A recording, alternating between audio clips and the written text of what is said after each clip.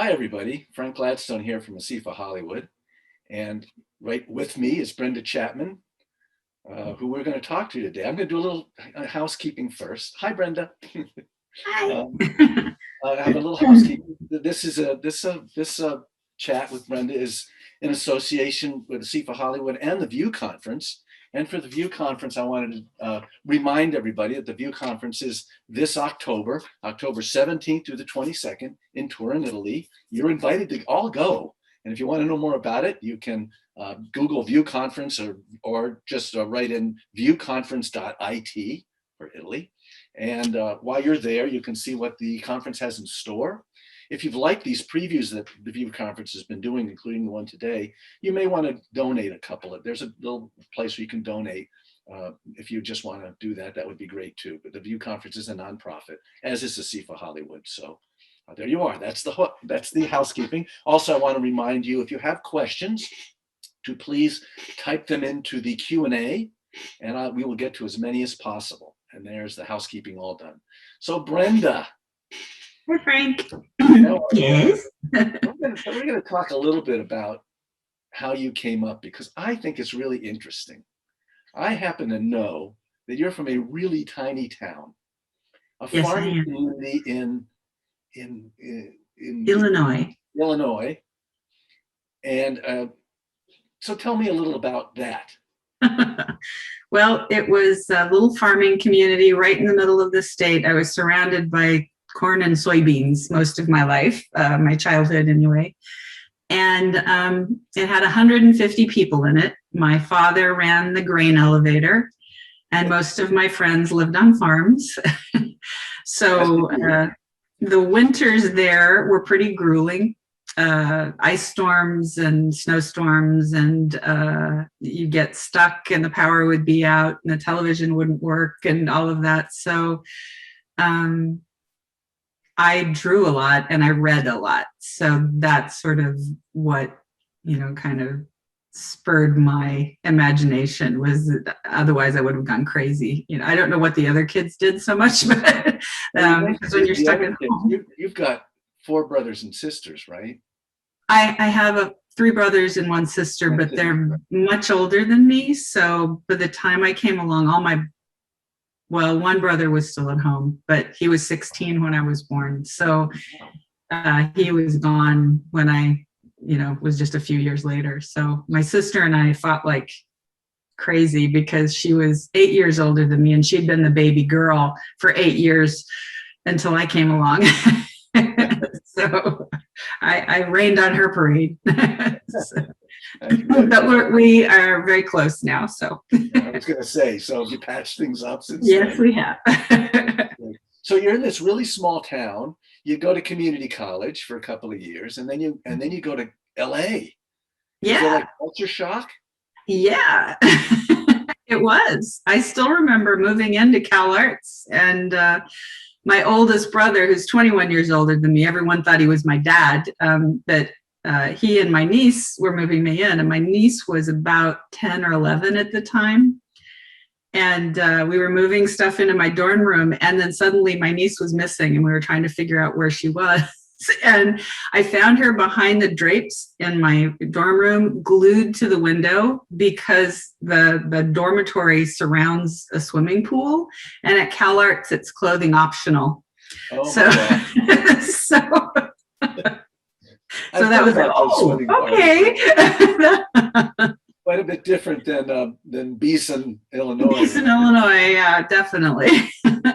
So I heard I did a little research besides knowing you for a long time. Uh-oh. I know that you in order to get through school you took summer work, right? Yeah. And you worked on some shows, some TV stuff. Did. One of those shows, if I remember correctly, is Hulk Hogan's Rock and Wrestling. Yeah, that was my very first job. Oh, it was. I know you've done some other TV shows as well, but that was the first one. Yeah, my very first animation job. Walking Beans was my very first job. So Walking Beans? Yeah, you walk through the bean fields and cut out the weeds. And when you turn 12, it used to be that was a rite of passage. When you turn 12, you could work for the farmers and make your own summer money. So Oh, excellent. So you get Hulk Hogan, yep. and you were a track reader, correct? No, I cleaned up the props, the rough props, and some animation and some storyboards. But then I got asked to go to Japan because I was going to Cal Arts and learning animation. They thought I knew sound at the time, but your first year at Cal Arts back in my day, you didn't work with sound, but I didn't tell them that because they were going to send me to Japan. So and they did, right? Check lip sync. I checked the lip sync, yeah. So I don't know if everybody who's watching this now knows about the idea of reading track, which old timers know about.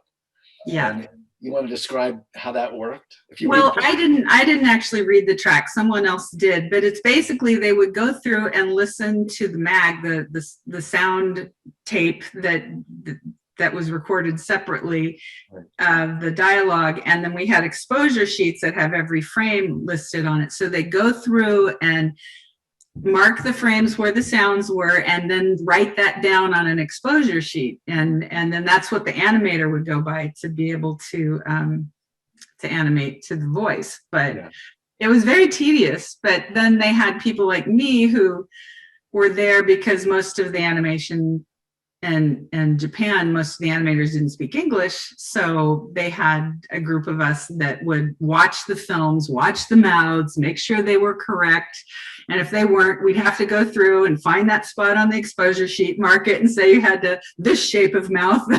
It was a crazy first job, yeah, but I got to go to Tokyo. You're in Illinois, in a small town. Your dad runs the grain elevator, which is where they store the grain. Right? Yeah. All the farmers bring their grain and they store it in the grain elevator. And then you're in LA with naked swimming going on. And then you're almost immediately in Tokyo. Yeah. I spent my year at Cal Arts, and then the next summer I was in Tokyo. It was And when you were you like, Yeah, I don't know if you've ever seen Lost in Translation when Bill Murray is like getting off the plane, he's just looking around. That was exactly me. Just like I've landed on another planet, because it was just so the lights and the bustle of the city. I mean, I think if they put me in New York from Beeson, I'd have felt the same way. But we're driving on the opposite side of the road, and I didn't speak the language. It was pretty incredible, but the people I worked with were super nice, and there were a bunch of Canadians there. They're probably some of the nicest people in the world. And they took me under their wing and showed me the ropes. So you were okay, and I was all right. You graduated Cal Arts, right, in animation, and then what happened? You struggled along. Did you get hired right away? I got hired because of my final film at Cal Arts, which was a little different back in the day. Everybody was doing gag films, and I had done this kind of sad little film about an old woman who was alone on her birthday. And that got noticed by several of the artists on the review board for story. And so they hired me as a story trainee. And what show was that? On what show was that? Well, at first I was just doing sort of little shorts and whatever, but I got to work on Little Mermaid. So that was my one to start on. Yeah. Great. And so you finished Little Mermaid, and then what happened? Well, then they felt my draftsmanship wasn't quite up to snuff. I could emote and I could but they just needed me to do better. So they put me oddly in cleanup, where I don't think it was the kind of drawing that I needed to do to be a good story artist, but at the same time, I learned so much. But I got to work on a little piece of history, which was Roger Rabbit. And I got to clean up Benny the Cab and the Weasels. And it was kind of fun. Great. I was doing training. By that time, I was doing training in Florida. And we were training a lot of people out of school, not out of Cal Arts generally, because the Cal Arts kids like you went to the studio in LA. We were kids from, and there were no other animation schools to speak of. There was a little bit at School of Visual Arts and things like that, but and a little bit at RISD, but so most everybody else was at illustration school. And the first thing you got once you got trained was cleanup. Yep. Well, that was always considered an entry-level position, but it always amazed me because you have to be such an incredible draftsman and have such language. It's like, no, that's people who did that really well were incredible artists that knew what they were doing. So I was thought, cleanup got a bum rap. I think so too. And you do learn a lot about, anatomy and thinking about where the other shoulder is when Yeah. Anyway, and then you did a Little Mermaid. That's great. And then you went to Beauty and the Beast. No, I went to Rescuers Down Under. And then right. Right. And then that's about the time that I was at Disney as well. And then you worked on an interesting little movie, and you were the head of story on it. Some little movie that, as you and I both know, at the time that it started, as my friend Bill Matthews used to say, no one wants to work on that one. Yes. What was that movie called, that little movie? It was called The King of the Jungle at the time. Yeah, there you go. And I remember Bill saying that to me as they were showing me California. No one wants to work on this picture. Yeah, nobody did. So you're a head, and you were first head of story, ever female head of story in a big studio ever, as far as I know. As far as I know, yeah. I don't want to leave anyone out. If someone did it before me, great. But I think you were the first head of story. Now you were head of story all the way through, right? Mm-hmm. And how did you feel as Lion King became more than what people had expected of it? Yeah. Did you realize that was happening? Towards the end, I mean, we were really proud of it. I mean, it was the B movie, and all of the A players had gone to Pocahontas. And so most of us were people being given an opportunity to rise to a supervisor level and to do our thing. And I think we were all hungry to do the best job we possibly could. And, and having someone like Roger Allers at the helm, and Rob, they were just, it was great. And then, getting Hans Zimmer in there to work with Elton, and, Elton's music was incredible, but when he would bring in a demo, it didn't feel like Africa by any stretch of the imagination, except for Hans Zimmer's imagination. And he could take those and then just put this, it was incredible. So once we started hearing the music and then we started thinking, this could be, but we were still, even before it was released, wondering who's going to want to see a movie about talking animals. They want the fairy tales. They want, that kind of stuff. And so here we are doing a talking animal movie. Little did we realize that. Little did you realize, and I kind of knew this ahead of time. I don't think I ever told you this, Brenda, but I was carrying Lion King and Pocahontas and some sketches of Hunchback to the schools as it was being made to recruit for Disney internships. And I watched that happen. Because they'd show the Lion King 2 minutes, the opening 2 minutes, and then they'd show Pocahontas, and that's very nice. It's like I watched the B movie and the A movie, so it was pretty great. A big surprise though at the end. Yeah. So okay, Lion King. Now you're pretty hot, and then you work on Hunchback a little bit, yeah. Mm-hmm. Yeah, I took a break so I could just be a story artist again, which was fun. Yeah,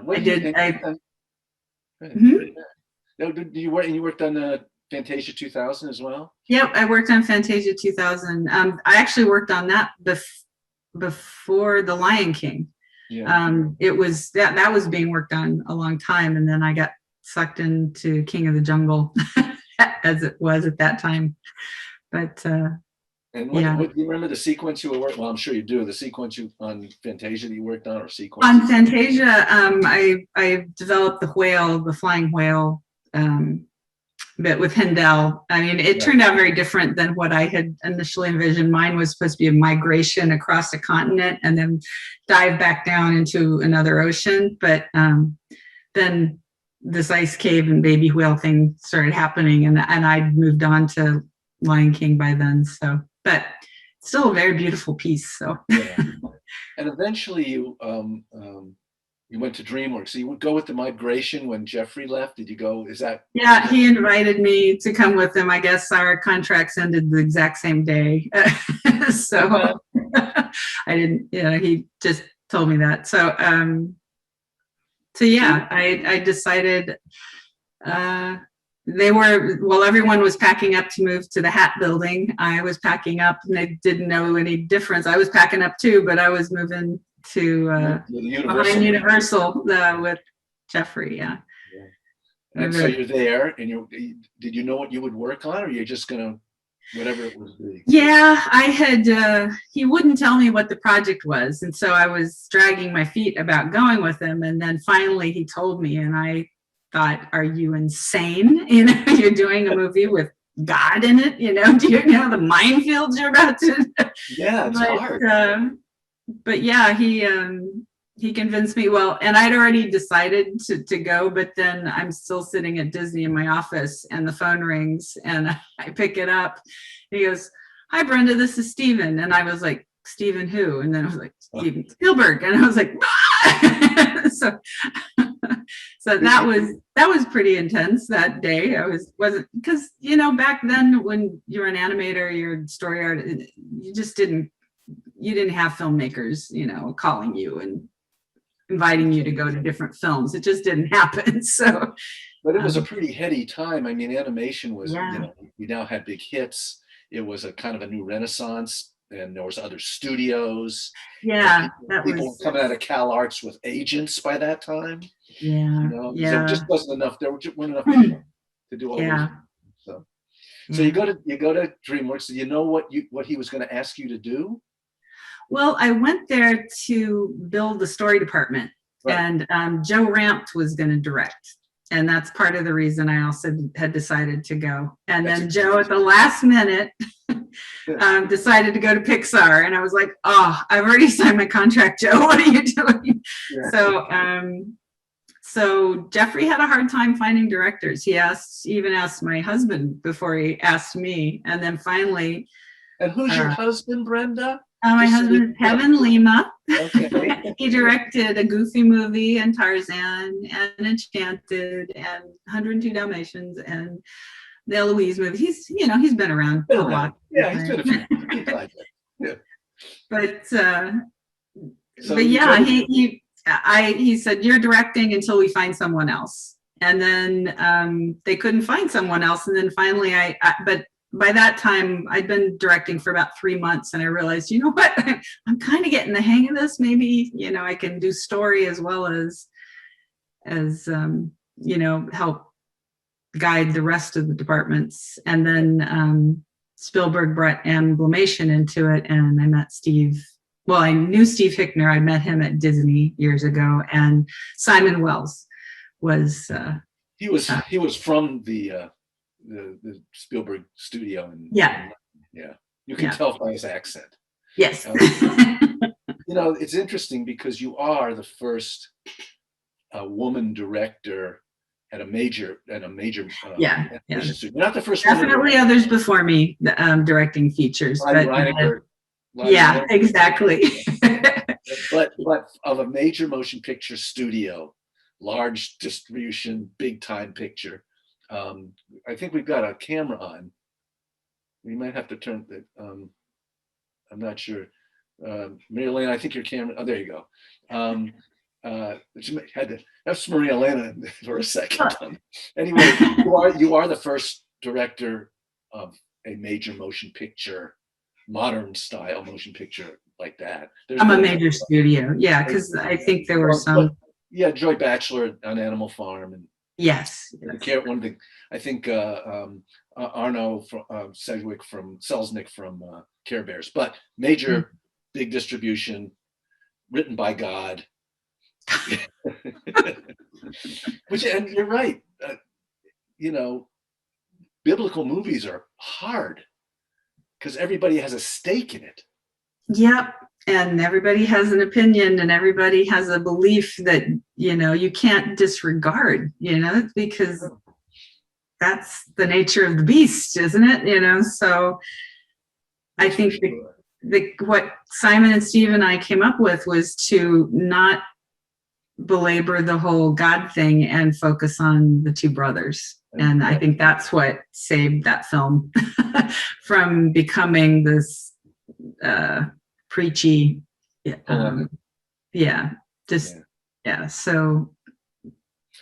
then some people liked it, some people didn't. So, So you're there for a while, and then you worked on Chicken Run a little bit, I guess, on story, yeah? Yeah, just very briefly. It was sort of an all hands on deck, anyone who wanted to. And both Simon and I were like, and Steve, I think too, we were like, oh, something funny we can work on. So yeah, I think one of my yeah, exactly. It was so refreshing. And it was just, I just boarded one little sequence, and you didn't get to go to Bristol and work with Nick or any of those guys, huh? No, we went to Bristol for other reasons. When we were over there doing the music, and we were meeting with some actors and whatever, we got to pop over to Bristol and meet everyone. But that's good. That was fun. And then you have a baby. Yep. She's kind of important. Yeah. She's very important. And then you go to Pixar. Mm-hmm. Pixar for quite a while, and you pitch something, and they say okay. Yeah. So you get to do Brave, and I understand Brave of the character, main character, is kind of based on your daughter. Yeah, she's inspired by. I mean, my daughter was 4 or 5 years old when I started it. She was just very. She just gave me a lot of pushback, which I was not expecting at that age. And I thought, oh my God, if you're like this now, what are you going to be like as a teenager? Well, that was my question. Now, she was little then at the time. And has she remained pushing back? Is she? Oh yeah, she did through, and she was intense as a teenager. Yeah. But she's 22 now, and we're very close, and I think we've made it to we're on the horseback kind of thing, that like the end. Doing all right now. That's good. Now I want to go back a little bit, because you told me at one point your mom was very influential and supportive of your artwork and getting out there and maybe going from that small town in Illinois to other things. So yeah, and she was wonderful. I mean, she was very artistic, but never had the opportunity to pursue it. It was just a different time, and she was raised by her grandparents, and she only had an eighth grade education from a one-room schoolhouse. And one of her big stories was that there was a young teacher at the schoolhouse who recognized her talent and walked her home from school. This was during the Great Depression in Southern Illinois. And she walked her home and asked her grandparents who raised her if she could have my mom stay after school some days to give her art lessons. And my great-grandfather got mad at that teacher and said, "Don't you be putting ideas into my granddaughter's head. It's a waste of time to educate a woman anyway." And it's like she blah, blah, blah. And so that poor teacher was fired. She didn't get to come back the next year because my great-grandfather was on that school board. So, and that my mother, it just was heartbroken, but she got her GED, and she ended up going, in her 60s back, and she got a bachelor's degree, and, through the mail, because it was pre-internet. And, she worked really hard, and, she had a lot of resilience, that woman. So now, when you were coming up, before all of this, you would watch all the Disney pictures that came through. You'd have to go to a town with a movie theater in it. Yes, exactly. So you saw, Snow White and Pinocchio and Fantasia and all these kind of things, and it was part of your upbringing. Yeah. Is that when you said, I want to do that, or? Yeah, I mean, I would go home after school every day if the TV was working and watch Bugs Bunny cartoons. That was like, oh my gosh, that was my religion, really. And then, you know, when the Disney films were released, I would go every year. And I remember Cinderella being my, and Lady and the Tramp being my two that were just like, I felt like I was walking into a storybook, you know, and just, but yeah, once I really stopped and realized that there were names at the end of these things and they just didn't magically happen, you know. Right. I realized, oh my God, I could do that. That's what I want to do. So Right. yeah. Did you get to know any of those old guys? I mean, when you were coming in, most of those guys were retired. Many of them. Yeah. Did you get to know like Frank and Ollie or?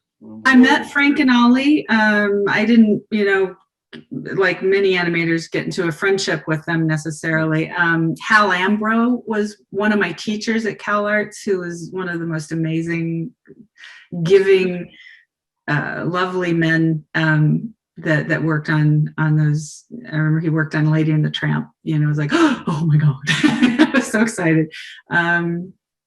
But Vance Gary, he worked on 101 Dalmatians, I believe, and under Bill Peet, and he was my hero in that sense of just, and he was so self-effacing and so humble and such a wonderful, just a wonderful man, but an incredible artist and mentor, and yeah. And you know, it's good when you can find those people and you can. Yeah. Even if they don't mentor you, they just tell you about things. Yeah. Yeah. My mentor was an old Fleischer animator, and you know, I was making all these mistakes, and he would say, "Well, do that." Oh, you're kidding? You can do that? You know? Oh, right. Yeah. Anyway, I'm gonna. So anyway, you leave Pixar, you go to DreamWorks for a little while again, Mm-hmm. and then you end up doing a live action show. Did I? Yeah. And you're a live action director. And Yeah. one of my final questions before I start going to everybody else's question is, how was that? It's not nearly as fun. I don't really want to do it again. And, you know, I think it had more to do with the people behind the scenes than it did with the actual thing. But I don't think I knew enough about it. And I was like Prince of Egypt, thinking that the team would help me, you know, figure it out in the early days so I could get going, and they didn't. And so it was a rough go, but it was still a wonderful learning experience. It was still, I'm glad in the end that I had the experience, but because it makes me really appreciate how much I love animation. And it was a sidestep, but I'd rather stick with animation. Did you compare notes with Simon? Because Simon went that route. Yes, we did. No, I called him really early on. Yeah. And he actually did some boards for me on that. So, yeah. So. Yeah. And so I'm going to go to questions now. We've got a lot of them. So I'm just going to go to, it says, I'm going to start with, Rod has one that I'm going to ask. I always ask last. So Rod, don't worry, I'm going to get to yours. Isabella said, what is the project that is closest to your heart? Oh, well, I think of course Brave is, because it's you know, is inspired by my daughter. And so, yeah, every aspect of that was very near and dear to me. And it was very painful at the end when they replaced me. But you stayed on through the end of I mean, you were still at Pixar till the show was over. Yeah. But didn't really get to have a lot of input. So, yeah. But at the same time, you know, a lot of what they took out, they put back in. what they made me cut out got put back into the film. So it was vindicating in the end. Yeah, the character that you know, pushed back against mom, and that relationship still stayed. I mean, at the end. Yeah, it was there. Well, I remember a Disney marketing person came in initially and said, well, I don't know how to market a movie about two arguing women. You know, it was like, well, then if I have this thing about marketing when they say that, it's like, okay, then you're fired. Let's get someone in here who can do their job then. You know, it's like, that's their job, isn't it? To figure out how to market things? I don't know. Yeah. It's tail wagging the dog, so. I have one from Bruno. Bruno says, how was confronting yourself with different types of animation, beginning with 2D, because that's how you started. We were all in pencil still back then. And now Uh-huh. 3D, Pixar style and so forth. Did you find that transition good? It was, There was a lot of really fun stuff about it. I think two of the things that were kind of difficult at first was, what is the film going to look like? Because to really know what the film is going to look like, you have to build it and texture it and color to really know. You can have all these beautiful paintings, and in 2D, it's like, okay, you've got a beautiful painting, a drawing colored in. That's what the film's going to look like. yeah. But for Brave, it was like over a year or so before we really understood what we could do, because a lot of what the look was took a lot of technology that they didn't have yet. My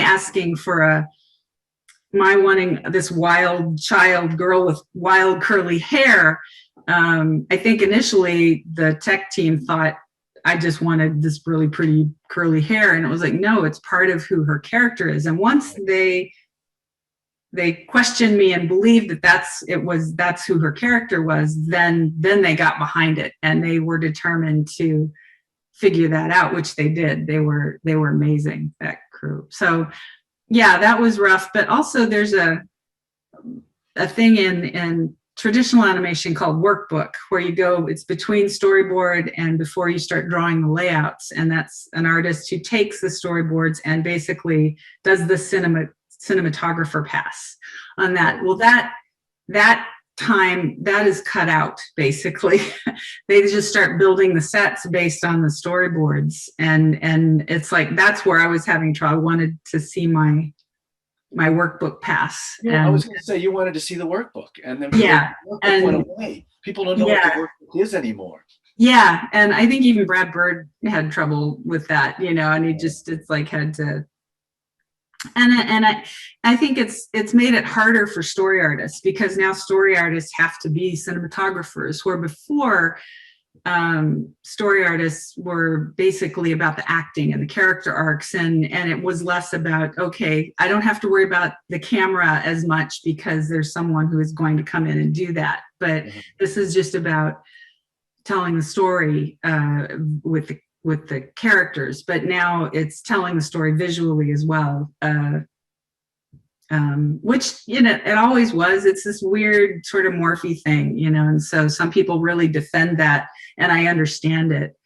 But at the same time, I think if I had tried to get a job now, I wouldn't be able to. What I brought was more of the acting and the emoting and figuring out who these characters were, rather than what the cinematographic, I can never say that word right, but for that cinema language. Anecdotally, remember I told you the story about Bill taking me around saying, this is Lion King. He told me that as I was watching Ruben Aquino sitting at a small desk back in Flower Street doing Blue Book on Lion King. And that doesn't happen anymore either. Blue Book was you get the workbook and you figure out where the characters are going to be, and you kind of set that up, because that has to be set up before you start the animation. And that's unless that doesn't exist either. Yeah, I know. Anyway, I have one from Flick, who says, P.S. You are awesome. Thank you for doing this talk. Oh, thank you. There you go.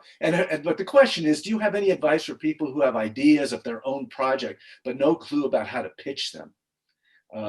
I'd also like to know which was your favorite project to work on through your career. Well, we've kind of talked about Brave. Yeah, I had a lot of favorite. I mean, I think Beauty and the Beast was huge for me as far as that goes. I still loved working on that, as a story artist. The first movie ever to get a feature to get an Oscar nom. And I did love working on Lion King. It was, but that was a whole different thing for me, being a supervisor. So as far as pitching your own work, it's really hard, because I think in Europe you have a lot more opportunity to bring your governments kind of help you out. You have the art funding there that we just don't have in the States. So really, if you're doing an independent film, you have to find your own funding for it. And, you know, it's putting together a little mini story reel or a storyboard and being able to pitch the characters. And I think what, you know, depending on the tone of it, I think every story needs to have heart. You know, I think that's really what people connect to. Yes, they connect to the humor and they love to laugh, but if you don't have some sort of sympathy for that character or some sort of emotional connection to it, then, you know, the laughs are hollow and you forget it pretty quickly. The ones that are memorable is when you connect to that character. So I think in any pitch, you need to make sure that you get that connection with who you're pitching it to. There's so many different levels to that question that I don't think we have time to get into really. But that would be the gut thing that I have, is make sure the heart is there when you're pitching. Right. I've got a question here that I'm going to combine two people. Mark asks, but this is the first part of the question. What are the less glamorous sides of directing a feature film? Wait for it. And then I got a question here. Let's see. Oh, I lost it. Are there parts of the film you've written that never got through to the end? Sequences, Brenda, who you loved and actually never made it into the picture, of course. So of course, there's always that. Yeah. And, you know, you do that for time. And sometimes it's like, even though you like it, you know, it just doesn't fit anymore. And I think the less glamorous are when you just need to go to the bathroom and your assistant is waiting out there, you know, and if they're the right sex, they will follow you in and talk to you while you're in the stall. That's one of the less glamorous moments, or many moments of when you have to be a regular. When you have to be a human, yeah, it's just like, oh, come on, just one little break. You know? It's constant. I also think, yeah, there are those heartbreaking times when, you know, you have these things.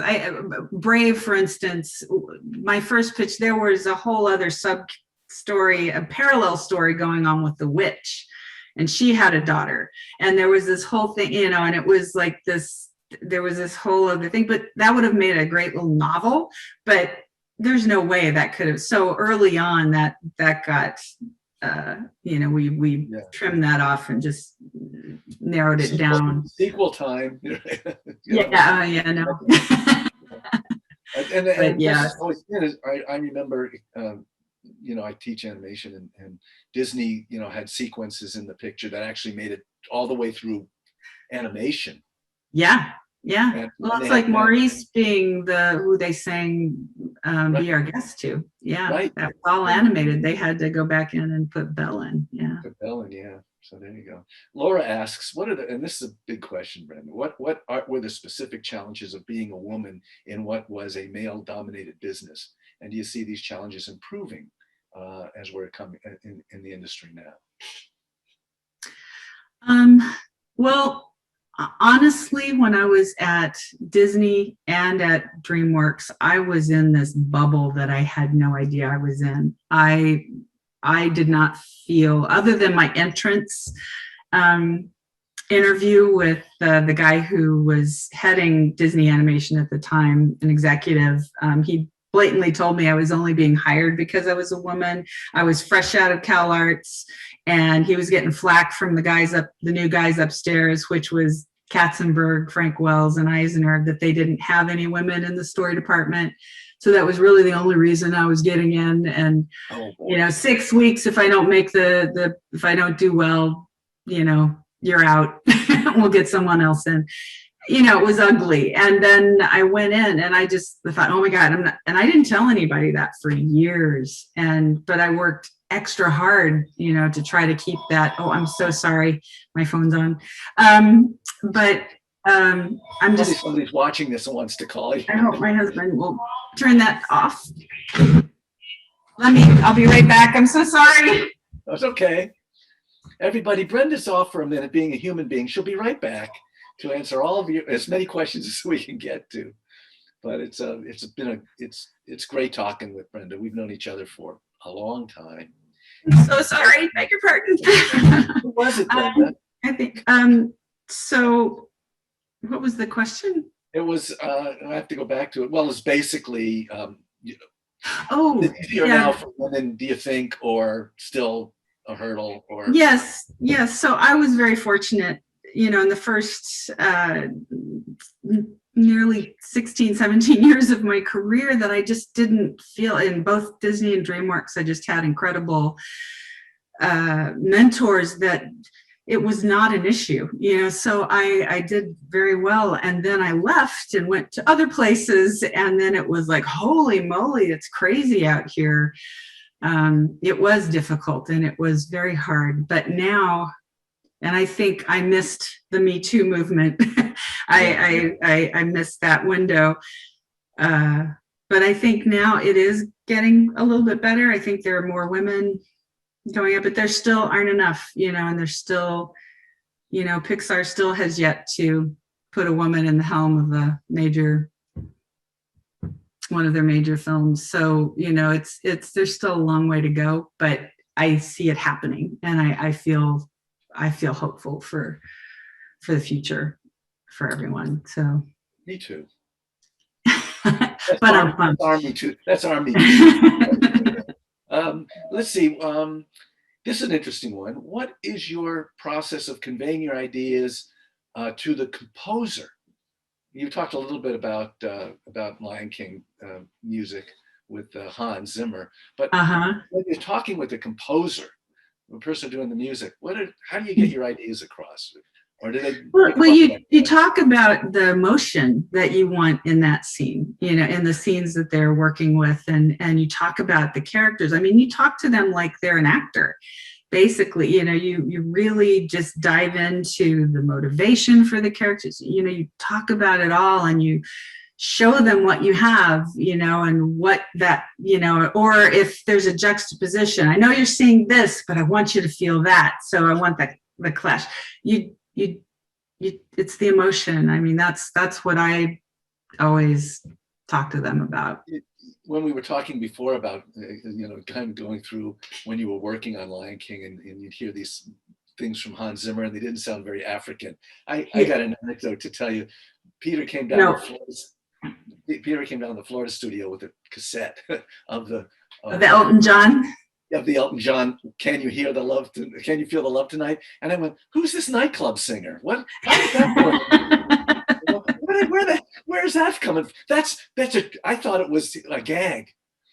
And yet they made it. Well, Circle of Life. Oh my God. I mean, as an Elton John hit, great, but it just had nothing African about it. And we were all like, oh my God. And, it was. And there you go. Jeffrey, that was part of his use, was making sure, getting this guy who knows how to write a great tune with a guy who really knows how to, work it, and yeah, it was incredible. I remember walking into Hans Zimmer's studio and hearing this incredible African music thing. Yeah, this is what the movie's supposed to sound like. It's, wish the music's, and then I started hearing Circle of Life, the tune in there, and it was like, oh my God, this is what he's done with that song. Yeah. And it was just incredible. It was, I wanted to fall to my knees and kiss his feet. That's what I wanted to do. That's when I knew we've got something really special here. Yeah, the music kind of tied it in, and it gave it the gravitas, I guess. And it inspired a lot of, the boards. We went back in and reworked some of that sequence to match the incredible music. So Daniela asks, hi Brenda, I am currently in college applying to storyboarding internships, and my goal is to direct films. Sounds familiar, doesn't it? She didn't say that part, I did. I'm wondering, how would I make sure to show that I have the right creative and leadership skills while in the job to get on the right track to directing films? P.S. You're an inspiration. Oh, thanks. I didn't go into animation wanting to direct. I went into it once I figured out that I love story. I just wanted to do story, but I also discovered that story was a great training ground for directors, because the more you keep the whole idea of the film in your head, where animators focus in on their scenes and focus in only on their character most of the time, and they do great jobs, and that's their job to do that. But as a story artist, you're supposed to keep the whole thing in your head, so that you're not repeating what someone else is doing, and so that it flows. And that's the story supervisor's job, is to try to remind the story artist, because they're getting into their box of the scene. Sometimes they forget.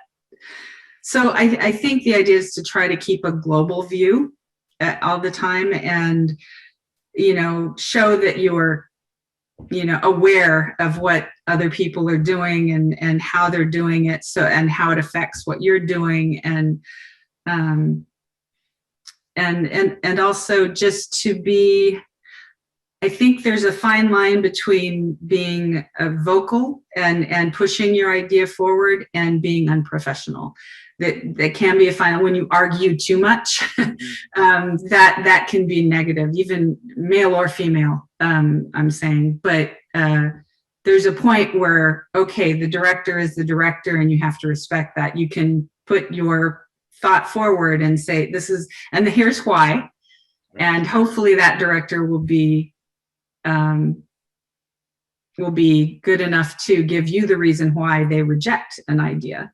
Oftentimes, they go, oh, that's great, we could put it in here, or whatever, that happens a lot too. But I think is to know where there's the line. You don't cross the line in being too pushy and being too just unprofessional, and wanting your way, and screw those guys, they don't know what they're doing. You hear that a lot, and a lot of times those people don't get the opportunity as much. Some of them do, because they're just the squeaky wheel, but I don't know, that's not the right reason to become a director.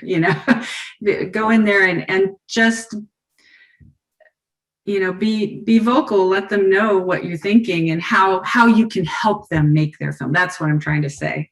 Is go in there with the purpose of, I want to help you make this the best it can be. And sometimes what you think will help them, they don't necessarily want. So you just have to learn to, it's an odd thing, but is that making any sense? Yeah, and I'm think of another question. It's up above, and I probably missed it, but sometimes, in my experience, and I'm sure in yours, you've been on a picture that you suddenly see to start going south. You're working on it, and it's not getting better, it's getting worse, and you have to kind of, I guess, buckle up and go for that ride. How do you deal with that when it's a show that you're working on, you've lost interest in, or they're making bad decisions, and there's nothing? Yeah. What do you do? Well, that one is a tough one, because I feel like I've been incredibly fortunate Yes. in that I've never felt that on a project that I've worked on at Disney or DreamWorks.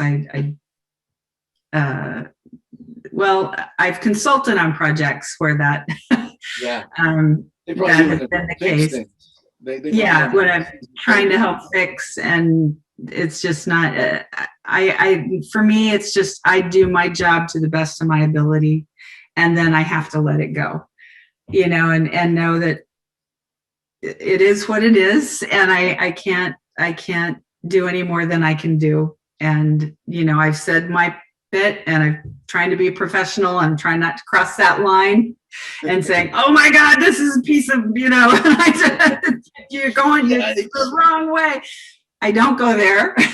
I keep my professional respect intact, and I just back off, and just do what they ask of me, and try to do it to the best of my ability. So got a couple of good ones here.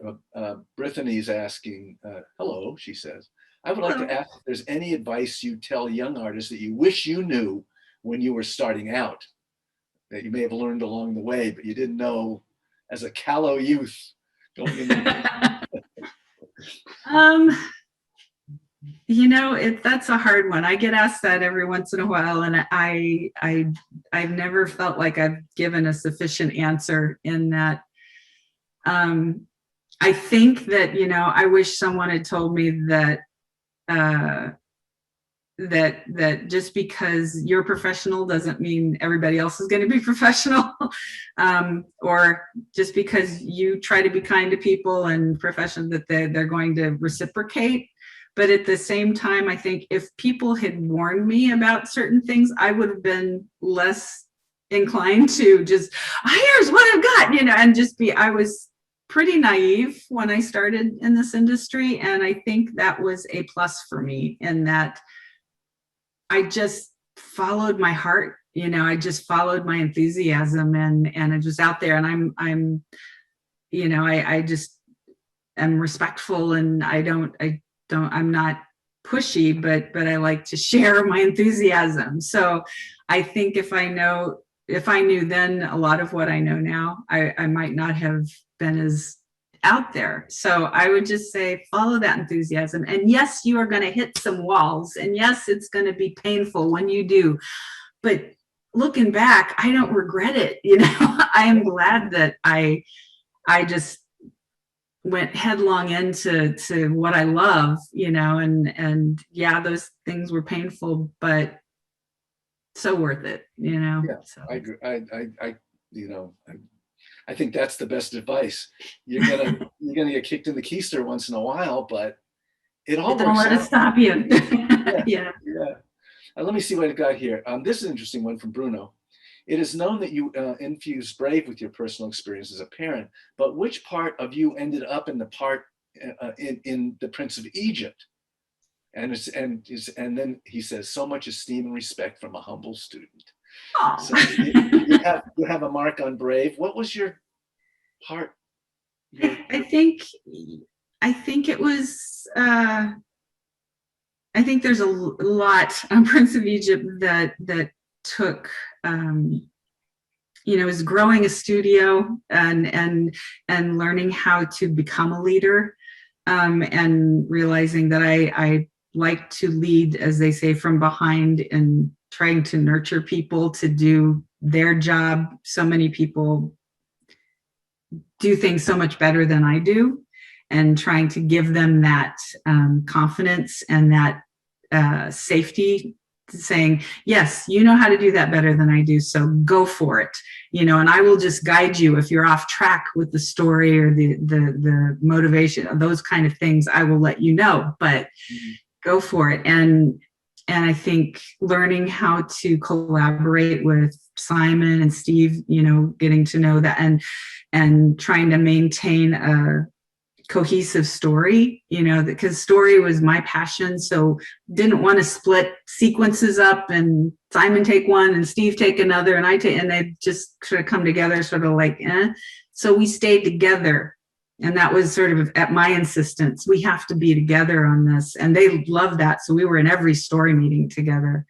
But I think together with Simon and Steve, it was finding that the heart of the brothers that I think was part of, and I just can't claim it as mine. That's the thing. I have two partners that were very part of that, but that's where we, And, I understand. I mean, when we talked about it before, that was the key, that it wasn't God coming and doing all the stuff. Yeah, because that's the story. That's the environment. That's the plot. Yeah. But the characters were the conflict and love between the two brothers. Yeah. And yeah, so it's hard for me to say, oh yeah, that was me, that's mine. Because I work so closely with Simon and Steve, I can't really just say, oh yeah. No. Yeah, I can't do that because it wouldn't be true. Yeah. And there's a question for me, Brenda, because that is such a complicated, it's a biblical story and there's all this weight that comes with it. Was there a moment when you three said, we've got the we figured it out. Here's the direction we're taking. Was there a time you were all Yes. sitting around having a glass of wine or a beer? Yes, this is it. Or Yeah, we were just having such a hard time finding what the tone of the film was, it just, but then Ronnie Del Carmen did this sketch of Ramesses sitting in the lap of the statue of Seti, his father, and looking depressed. And Moses, the young Moses, was standing below looking up. And it was such a poignant, emotional sketch. It was like, that's it. Here is Ramesses with the burden of this world on him, and there is Moses being the comforter, the one who tries to ease things up. And when that is torn away from Ramesses, and Moses has to go on his own, when that brother bond is broken, they still love each other. Right. So there's a lot of love there. So it was just, that sketch just had so many layers to it, and so that's when Simon and Steve and I were like, there it is. That is it, and that became a beautiful sequence in the film too, and a lovely layout as well. Really great. Let's see. Amy says, what trends have you noticed in story styles that have changed since the 90s, and what has changed in the story team process? Or has I think, well, the story process since I've been a story artist, and now I have mentioned before, I think story artists are expected to be cinematographers at the same time, which I think is a huge burden on them, because then sometimes they miss opportunities to really explore the characters more. And also, I think it's more script driven, where it used to be that it was more collaborative with the writer and the story artist. I mean, in the Disney days, they didn't even have writers. The story artists were the writers. And so when I started, it was kind of a hybrid, but the scripts were, okay, that's nice jumping off point. You could throw it out and rewrite the scenes while you were boarding. And that happened a lot. Now it seems like, I don't know. I haven't worked at Disney for a while now, so I don't know if that's still allowed or if they have to stay closer to the script. I know at DreamWorks, they were being sort of pounded to stay closer to the script. And, script writers are great, but they can't do it visually. And so sometimes when you put something up visually, verbatim to the script, it just doesn't work. And so it's hard for story artists when they're like, you're not sticking with the script. And then you stick with the script and it's not working. You did a bad job. It's like, no, I would have done it differently. But, that's the horror stories I've been hearing from story artists. But then different for TV than it is for features as well. Yeah, well, TV, I've never, other than Hulk Hogan's a long time ago, I haven't worked in TV in a long time. But in features, a story artist is usually someone who has a good story sense, and you want them to bring what they know to the table. So if I direct a picture, I let my story artists, use the script as a jumping off point, and I'll say, well, maybe we should stick with this dialogue, or maybe we should, it's a push and pull. And it also depends on the writer.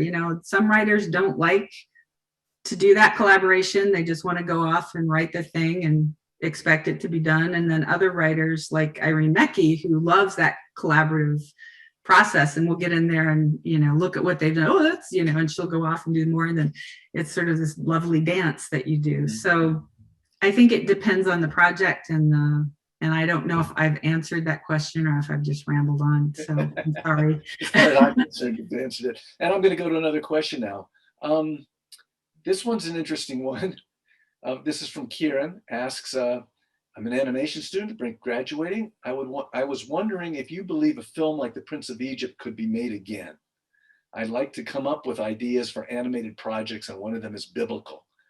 Any advice for from this? I don't see why not, but it's just finding the right financiers, the people who would be behind doing that. And the scary part of that is, make sure it's a financier who's going to be open to points of view, because if they want you to do it a certain way, that's the scary part about the biblical stories. It's like there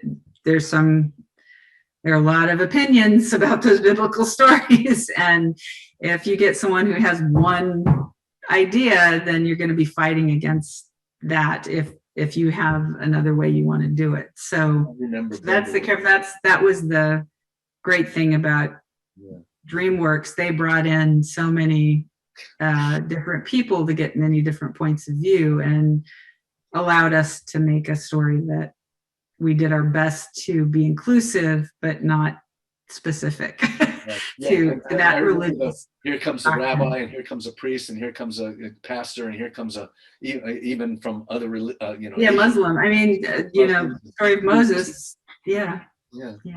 So there you go. Yeah. Let's see. Here we got. We have a fellow who's not a student. He's in his. He's starting late. He's in his mid-30s. How do you? Still young. Yeah. It's very and there is an issue with age, isn't there, Brenda? That Yeah. Is there an issue now with age? And if you're over a certain age, you get a little. I think everybody wants the fresh new look at things, and also the less expensive player in the studios. I think that's a combo. But at the same time, they want they want to have someone who knows what they're doing. It's all over the place, but there is some ageism that goes on, definitely. Yeah. But I think it's also more in the live action aspect. I remember sitting down with Robert Wise, who was one of the big time editors and then directors, saying, and he was in his 80s then, saying, he can't get work. But I think they were afraid he'd collapse on a set or something. Yeah. That kind of thing. I have one that's a very nice note here. I admire your work and your story. She's from Scotland. Remember reading somewhere that you once had an idea for a Swan Lake retelling. Is that a project you would ever revisit? I didn't hear it. Did you have a Swan Lake? No, it wasn't mine. It was actually Mike Gabriel who was trying to develop Swan Lake. When I was working on Fantasia 2000, at the same time, he was trying to develop a Swan Lake, and I worked with him on that. And actually, when I went in to Tom Schumacher's office and said, I'd really like to try to be a head of story, right. I was aiming for Swan Lake because that was like, oh, that's right up my alley. And then another studio made Swan Princess, and so Disney pushed that away, and Mike went on to Pocahontas. But then King of the Jungle was up, and I was like, oh no. And then when Roger Allers got brought on as director, I thought, oh my God, he's going to ask me to be head of story. Please don't ask. And then he did. I was like, I couldn't say no because it was an opportunity. And boy, I'm glad I said yes because it was an incredible experience. But no, I have no plans to re-up Swan Lake. You'll know when we're getting to the end of this particular talk, Brenda, because I'll ask what's coming next, but I'm not ready to ask that yet. We have a few more minutes. There was a question one back that I'm not sure we got. I think we got sidetracked. Was there the one right before that one? Okay, hold on 1 second. This time it's my phone, which is actually off, but the ringer still goes. Okay. Let's see if I have it here. I got to find it again. I'm sorry. I just didn't know if we answered it. Well, you kind of did, but this was more of an appreciation question. Okay. All right. That was okay. As a Scottish Thank woman you. who is now going into story within the animation industries as a person from Scotland, I love Brave and see how my heritage being respected and celebrated was incredible. And she also loves the Prince of Egypt too, so she thanks. Oh, okay. I'm going to go ahead here. If you had your druthers, would you prefer to work on a 2D picture or a 3D picture?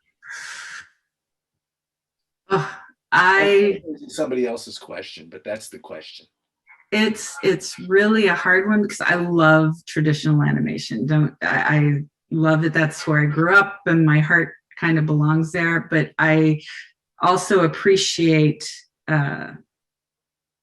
when I was doing Brave, all the things we could do beyond, with the camera and with the characters and doing that hair and doing, so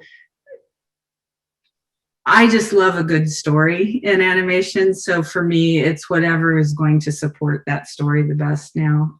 But I do love traditional animation. So I can't get a definitive, but I just miss working on paper. Yeah, I do too. I miss drawing and all of that. Bruno asks, so do you think there's another Fantasia, is another Fantasia possible today? I mean, there were two. Yeah. And then it was, do you think another one is possible? Oh, well, sure. I mean, it's because what's so great about them is they're evolving. And I know Disney wanted it to be an evolving, continuing thing. And so I don't see why not. Yeah. It's beautiful. So as long as there's music and there's always someone who can imagine something to go with that, of course. Karina asks, this is an interesting one. I hear a lot myself. What is your opinion of the Disney live action redo of the classic animated films? Overall, I look at them as some of them not so great, and some of them are really nice tracings of beautiful drawings. So I still think the originals are far superior, but some of them are better tracers than others. Does that make sense? Yeah. Yeah, that makes sense.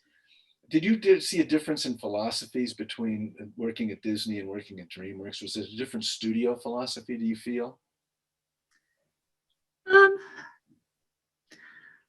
I think we were searching in the beginning. We wanted to create films that were more adult, in attracting adults. But in the end, I think it's more just about creating good stories at both studios. At least back in the day, I haven't been at either one for so long. I don't really know what their philosophies are anymore. So, yeah. I mean, the Disney films are beautiful. The DreamWorks films, I think they have more variety in their films. The DreamWorks, I think Disney is starting to get there, but yet I think they all strive for, You're gonna love this one. Audience. You're gonna love this one. Arna Selznick has written. She was the director of the Care Bears movie, and she says, "Hey, Brenda and Frank, enjoying the talk. Thanks for the shout out, you guys." Yes. That's pretty great. Thank you for joining the talk. I'm honored. We're coming to the end now. There's a lot more questions, but we're well past an hour. I'll ask a couple more, and then I'll ask the big final question as well. Let's see.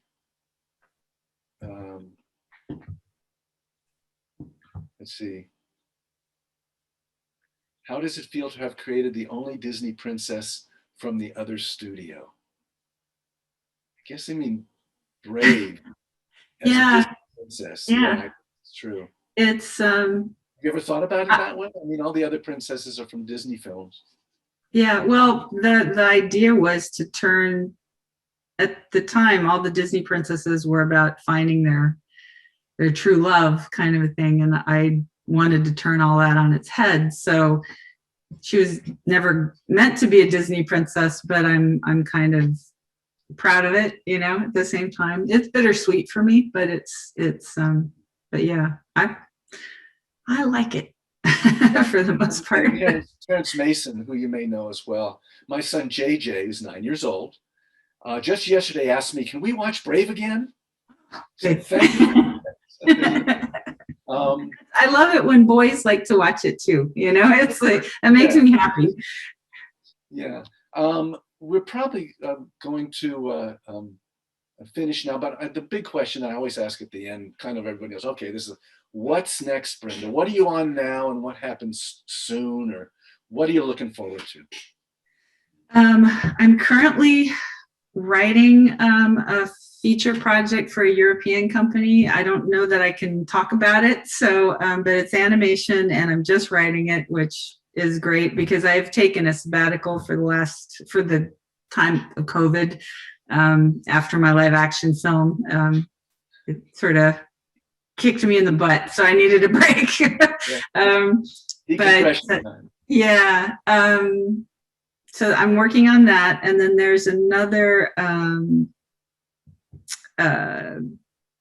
bigger project that I'm looking at. I would direct, and it's animation, and good. It's not set up at a studio yet, but it has some pretty powerful people behind it. So I'm hoping that will go, but that wouldn't start until sometime next year. So, well, if it does, I expect a phone call from you just to let me know. And I'm also, but just to say, I'm also writing, trying to write a novel that is based on my relationship with my sister, but it's also based on a fairy tale. So, so after Brave, I decided I'm not going to give any studios my ideas anymore and not have ownership of some kind on them. So, well, you know, that there's a famous Disney story too, when from the days when he was a young and callow guy, and Universal took Oswald from him, or so to speak. It was, and he said, never again. Yeah. It'll be my characters, or it'll be my way or the highway. So, yeah, I can be a gun for hire on somebody else's idea, or well, gun for, I don't like that term. I would work for hire on somebody else's idea, but my own, I'm going to create in a way that I have ownership. So, well, I'm sorry I didn't get to everybody's questions, but we tried. But I am really happy as always to talk with you, Brenda. It's been a real pleasure. It's been thank you. I want to thank the View Conference and ASIFA-Hollywood for making this happen. And Brenda, I want to thank you most especially. Thank you. It's been a pleasure. It's always nice to see you, Frank. It's nice to see you, Brenda. I think we're done. Say bye. Okay. Bye-bye, everybody. Bye.